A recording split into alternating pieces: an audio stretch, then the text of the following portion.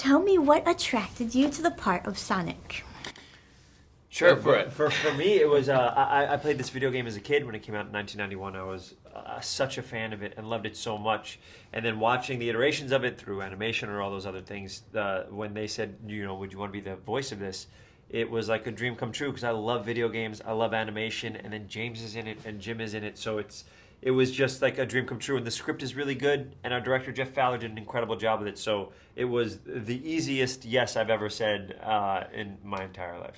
Easiest yes for me too. It's rare that you get to bring these iconic characters from pop culture to life. I was fortunate enough to be a part of the X-Men movies, which was super special for me, and then for like something like Sonic, which I grew up playing as well. Spent a lot of time playing video games, and so now to be in a movie with him, yes, sign me up.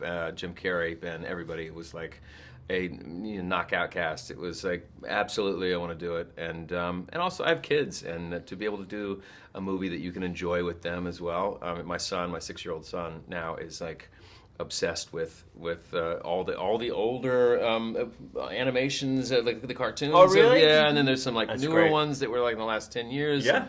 He's playing the video game, and so I like to share that kind of with him, and he kind of, my kids usually are typically kind of wonderfully underwhelmed with what I do, which I like, but this one for my young one, he's Has he he's seen like the movie yet? Not yet. He's gonna see it. He's gonna see it this weekend. Oh, he's but gonna love he's it. stoked. Yeah, he's like my dad's in Sonic, so I don't know. It's a pretty cool thing to be a part of.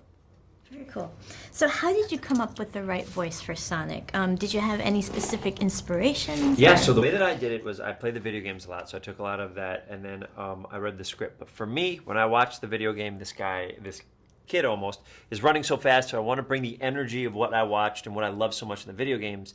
And then when you read the script, he's kind of like this little kid, this really energetic, excited little kid that's never been allowed to be out in the real world or meet people that he's always wanted to meet. So in all of his lines, I have that energy. I want you to feel like he's this young kid that has all this energy, that wants to do good in the world and wants to do all these things that he's never done.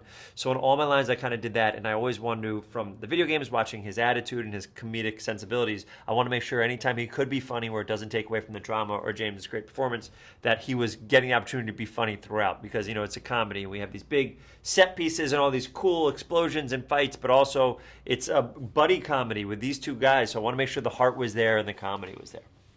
So what is Sonic about for you? What does it stand for? What is Sonic about?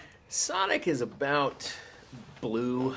Oh, wow. Sonic is about, it's really abstract. Sonic is about connection, and it's about friendship, and it's about acceptance.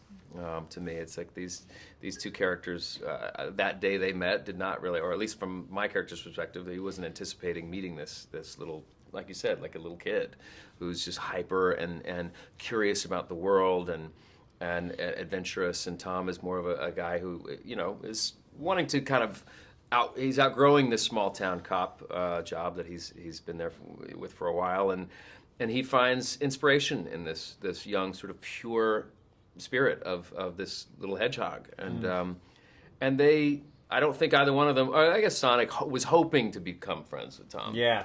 But I don't think Tom was expecting it, and I think sometimes like you find inspiration in places you don't necessarily anticipate to find them. But the movie's about it's about friendship. What was the main challenge filming this film? I think the biggest one is that we're in two separate places. When you have a movie that's a mix of live action and animation, of like a 50-50 split, Ben is in a recording studio somewhere in wherever you are doing it, and we're filming, with cameras, live action, lighting the sets, and up in Canada, and we're in two separate places. And a lot of the scenes take place between these two characters, and the movie hinges on that connection between these two characters. And it's definitely a handicap, and it's an obstacle there. But we got to chat for a little bit before the movie started and talk about some of the scenes in the script and kind of figure out what their dynamic would be. And then, thank God, Ben is on the movie, because I could do something on the set, on the day, and he would see it back in L.A. I don't know how many weeks later, and go, okay, well, here's what I can do with that, and he would just make everything that was on screen better. So he was really providing a comedic buoyancy to everything we were doing on set. So can't tell you how grateful I am for that. Oh. Yourself? Yeah. What was the question? How great I am? What what great challenge are did you? you face? Challenge for me Yeah. was very similar. It's that I don't get to act opposite somebody. So like at the beginning, it's just me reading a script and not seeing anything out loud, and with Jeff Fowler, who's the director. But I'm fortunate that I've done a lot of voiceover work by now, and you kind of get into a groove, and so you kind of learn kind of how to play it. And meeting James beforehand and learning how he's going to play certain things, I can kind of bounce off. And then when I saw a visual of it, I'd kind of find my moments to really peek out the comedy whenever I could, or peek out the emotion. But you know, it's a bummer that I'm in a movie with James Marsden and Jim Carrey, but I didn't get to meet them until the movie was over. Or, you know, James and I hung out beforehand. But Jim, I saw once or twice, so that's kind of like oh, I wish I could be there with, you know, an icon, a hero that I've been looking up to for the rest of my life, and Cyclops. So it would have been very exciting.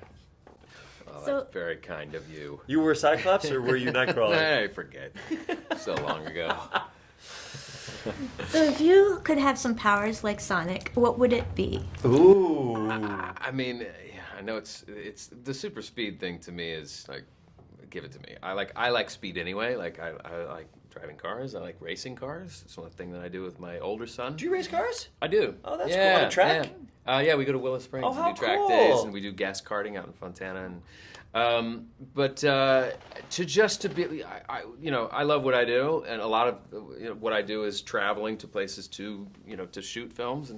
But like, if I don't see another airport the rest of my life, I'd be fine with it. We're to on be able to have planes the all the time. speed that Sonic has to get from here to New York, and what would that take him? No time. He Yeah. went all the way to the way. He'd be nothing. Seconds. 35 seconds, Done. maybe. Easy. Right? New York Minute?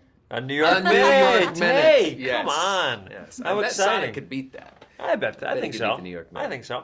But that sounds very appealing to me to have that power. You know.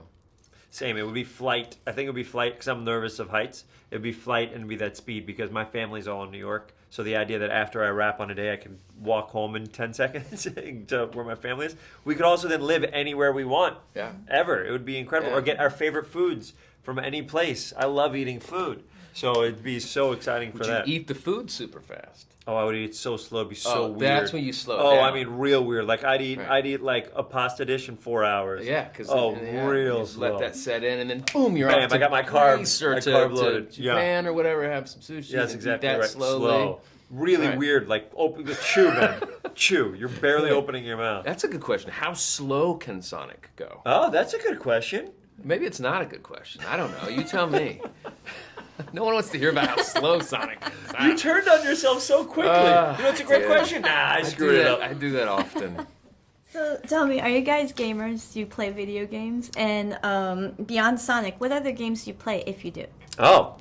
Yeah, I grew up playing video games. I mean, I remember the Ataris, the Intellivisions, and the Commodore 64s, the Nintendo 64s, and the Sure. Sega came in, and it was like Mario versus Sonic, and then like I was like, do I really have to pick one? It's like choosing your favorite child. Yeah. And then it was like I spent when we were doing it, we were growing up doing it. It was like your parents were like, that's a waste of time. Right, and now people do it for like an occupation, And there's Like, competitions where you can They're win like, millions of I'm like, dollars. man, how did I miss that? I know. I missed the boy band thing, and I you missed would have been the- great in a boy Right? band. Oh, But my you're Cyclops. goodness. Yes, I got to. Yes, that was very cool to be one of the X-Men. But yeah, it was like I felt bad the amount of hours I played Sonic, these video games. It was like such a huge part of my upbringing. Yeah, I was a huge video game fan and played any Nintendo game I could play. Then Super Nintendo. And then when Genesis comes out, I played at David Fernandez's house and we would play all these games. And then I got an Xbox and an Xbox One and PlayStation. But I would play these games that are role-playing games, which are RPGs like Final Fantasy VII, which would take 70 hours to beat, and it tells you how long you've been playing. And then I think that's when I was like, oh, I get so into these games that I spend days playing, like full days playing them. So I had to be like, all right, I got to be better. So now when I play like a lot of the old games again because I can beat them a little bit quicker. But I have my Nintendo Switch, which has Sonic Mania on it. Switch. Oh, Yeah, it's the yeah, best. yeah, And I it's still have good. my Xbox One, and it is my thing that relaxes me because it reminds me of my youth. And it also just makes my brain not think about work for a bit. I still love it. Yeah. And then for people who had to quit, like it was an addiction for me. I had to stop. I was not It's a lot getting of things hours. done. I had a newborn. I was like, I have to stop. It was like a golden eye. It was like Yeah, of playing, course. it was like I have to. 5 hours have gone by, I have to quit. So then I was like, I'm just going to be in video game movies from now on. so that's why we're here, and it's just kind of so I can feed the addiction a little more, be a part of Sonic's world, but not necessarily in front of the TVs.